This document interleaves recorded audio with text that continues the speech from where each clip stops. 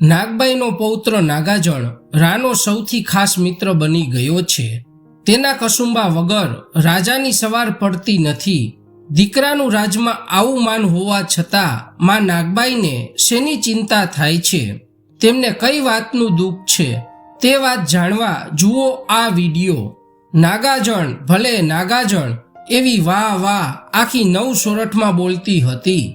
મોણિયા ગામના 500 ચારણોમાંથી નસીબનો બળિયો એક નાગાજણ નીકળી પડ્યો હતો.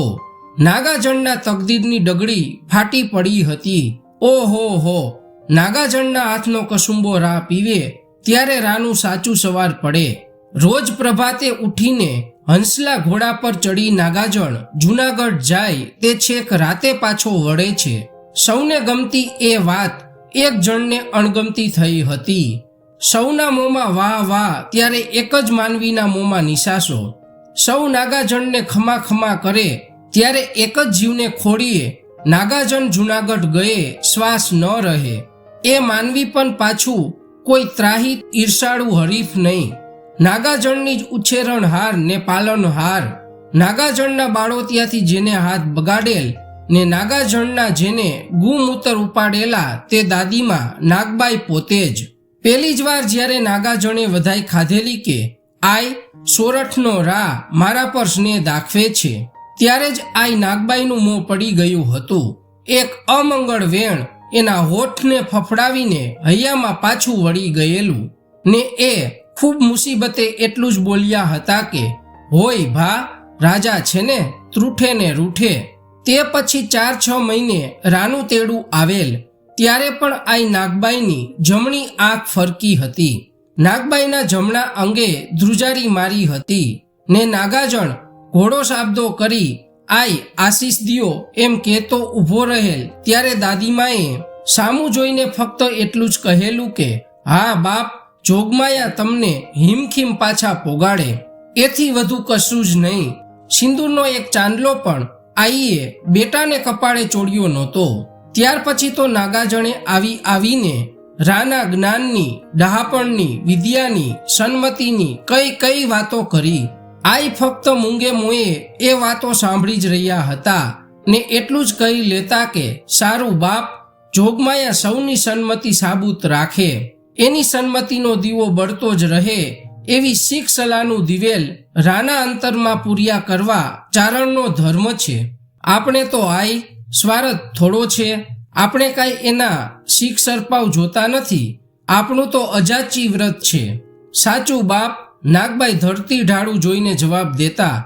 બાપ, ફક્ત નાણાં ને સોના રૂપાનું અજાચીપણું જ બસ નથી.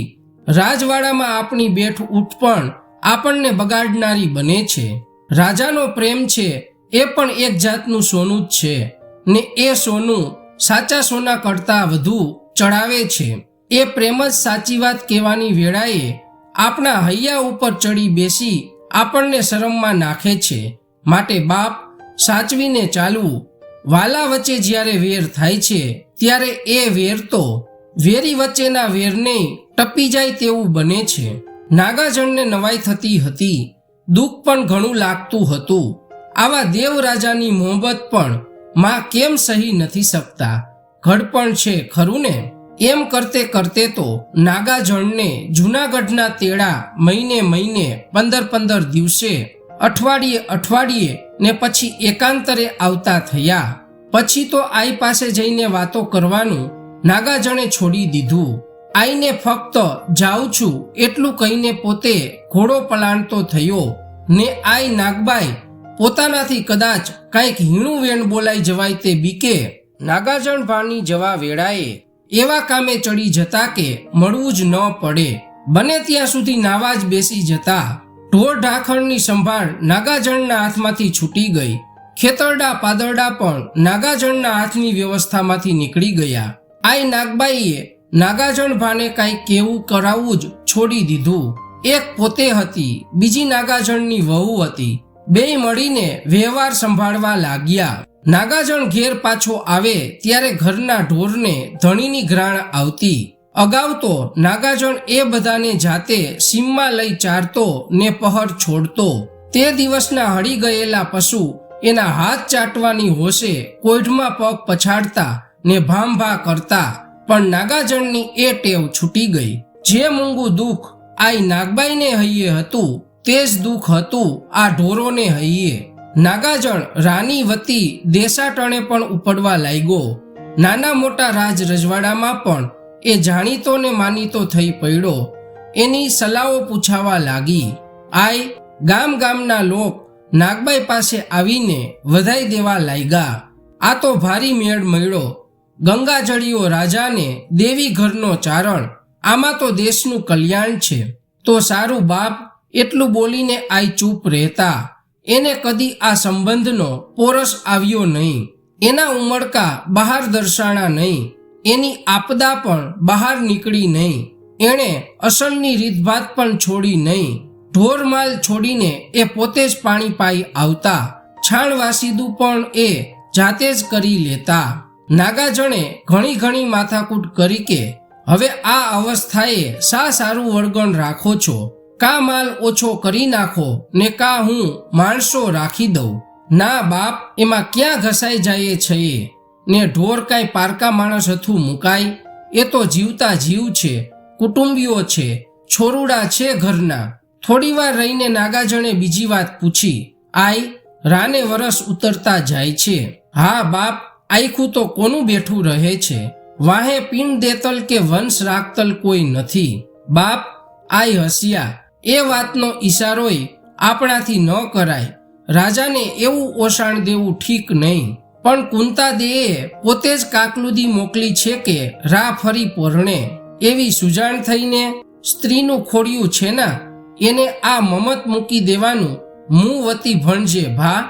પોતે તો મમતે ચડ્યા છે કે પોતાના પ્રારબ્ધમાં છોરું ન હોય તો રાને બીજું ઘર કરાવવું. અરે અસ્ત્રી, અરે અભાગી જાત અસ્ત્રીની. નાગબાઈની નજરમાં 40 વર્ષનો ભૂતકાળ તરવરી ઉઠ્યો. એ ગંભીર સાદે બોલ્યા, તું કહે છે ને બાપ કે રાતો જ્ઞાની છે? હમીરજીનો દીકરો દીઠા પછી એના અંતરમાં શેર માટીની ઝંખના ઉપડી છે. કોના સારું, ક્યાં ભવ સારું, કયો વારસો સોંપી જવા સારું? નાગબાઈ વેદના સ્વરે જાણે કોઈ ભવિષ્યવાણી બોલતા હતા. રાજા રાણી વચ્ચે મેં તો ભારી મનમેળ સાંભળ્યા હતા ને. ભેડિયાની મથરાવટી કપાર ઉપર વધુ નીચી ખેંચીને નાગબાઈએ કહ્યું, નાગાજણ, છોરુની ઝંખના ઘરધણીના મનનું અમૃત છે, પણ રાજધણીના જીવતરનું હળાહળ ઝેર છે. કુંતાદે રાનો ફરી વિવાહ કરાવવા માગે છે એવી વાતનો વસવાસ કોઈ ન કરજો. અસ્ત્રીની ઈચ્છા છે એવું બાનું બહુ જૂનું છે, હંમેશા અપાતું આવ્યું છે, પણ નરાતર ખોટું છે. નાગાજણ જવાબ દઈ ન શક્યો. ને ભા, તું આમાં જાળવીને રહેજે, વધુ શું ભણું?